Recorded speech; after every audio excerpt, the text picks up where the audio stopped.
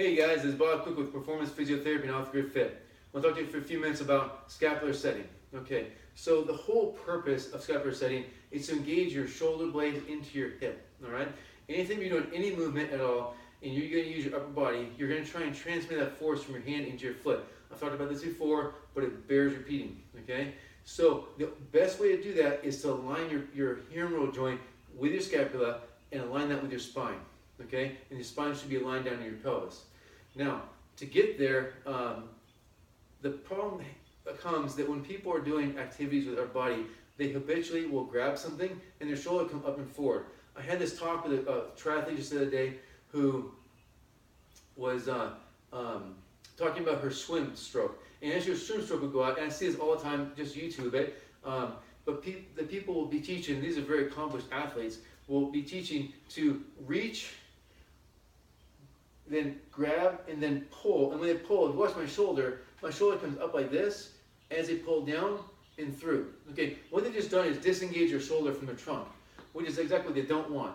Because part of swimming, or part of the activity, is actually rotating side to side and using that trunk rotation to create torque to allow you to pull through there. So what you want to do is for example, when you're swimming, you reach up like this. It's okay to let your shoulder come up and forward, but once you catch, the first thing you should be doing is pulling the shoulder down and back, engaging the shoulder into your trunk, so that when you go from here and you're in this position, you can rotate through. As you rotate through, you're using your trunk muscles to be able to engage that arm and pull it down.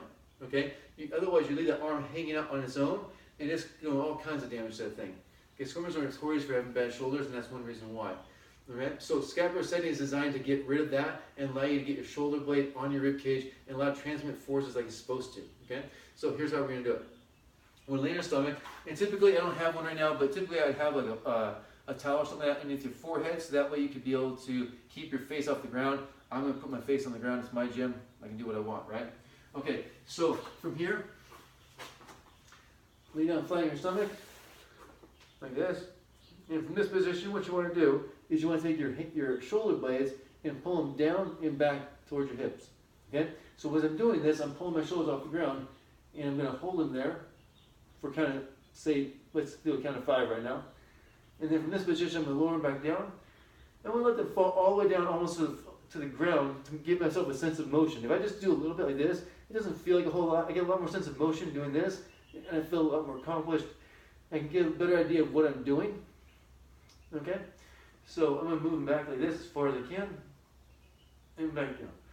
Okay, so when moving these things, it's really important to note that when I'm moving these, that I'm moving as far as I can, but not as hard as I can. So what I usually tell people, if I'm going to take my arm like this, I'm going to bend it from here to here. It doesn't take me much effort to get there. That's full range of motion. I can work pretty hard to get a little bit more range of motion, but it doesn't do me a whole lot more good. Okay? I don't move a whole lot more. All I do is, my biggest motion is from here to here. Okay? Anything else is just a lot of effort for a little bit of extra motion. The same thing with this one. I want you to pull as far back as you can without putting in a crazy amount of strain on yourself, okay? Just a mild amount of strain, maybe a 2 out of 10 effort, maybe 3 tops, okay? So, you can do this in 2 ways. You can do it where you're pulling back and doing holds, which is good. Then you can also do it where you're pulling back and just doing repetitions, almost like you're flying away with your wings, going back and forth, and you can do, 100 or more of those, okay? And it's building the brain's ability to be able to engage those muscles and put them where you want them to, whenever you want them to, but also it helps with mobility of the shoulder blade. Your shoulder blade should be pretty mobile. It should be able to move around and do all kinds of different stuff to get your arm in the position that's most advantageous to it. Okay, so that's the piece right there to lower trap. So I'm going to show you staying up and from the back.